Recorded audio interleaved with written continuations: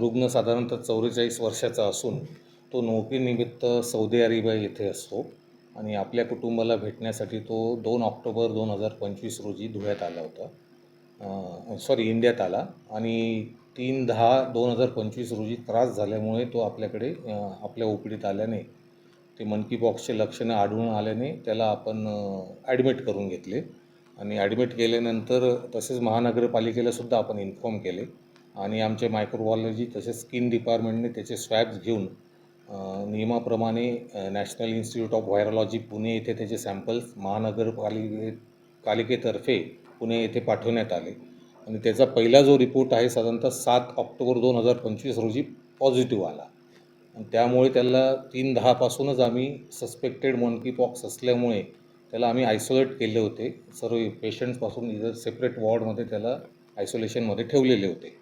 तसेच दुसरा रिपोर्ट आपण त्याचा 8/10ला परत दुसरा रिपोर्ट जो पाठवला होता त्याचा परत 8/10/2025 रोजी परत तो रिपोर्ट पॉझिटिव्ह आला. त्यामुळे आपण त्याला अजूनही ॲडमिट ठेवलेले आहे. तसेच आता 13 म्हणजे आज रोजी 13/10ला त्याचे 3rd सॅम्पल परत पाठवलेले आहे आणि जर हे सॅम्पल निगेटिव्ह आले तर नियमानुसार आपण त्याला डिस्चार्ज करू शकू.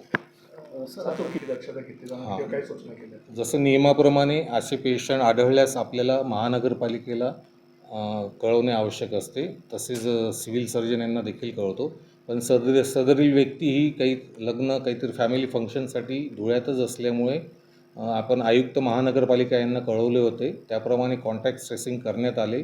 त्याच्यात त्यांच्या संपर्कात आलेले त्यांचा मुलगा व पत्नी यांचे देखील सॅम्पल आपण NIVला पाठवले होते आणि लकीली ते निगेटिव्ह आलेले आहेत.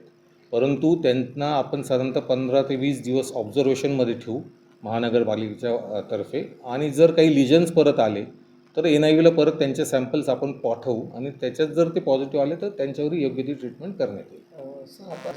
तब्येत म्हणजे कशी आहे? पेशंट हा डायबिटिक आहे. साधारणतः 15 ते 21 दिवसात हा रुग्ण बरा व्हायला पाहिजे. लिजन्स हे 21 दिवसात साधारणतः बऱ्यापैकी कवर होऊन जातात. परंतु डायबिटिक असल्यामुळे थोडे लिजन्स रिकवर व्हायला सध्या वेळ लागत आहे.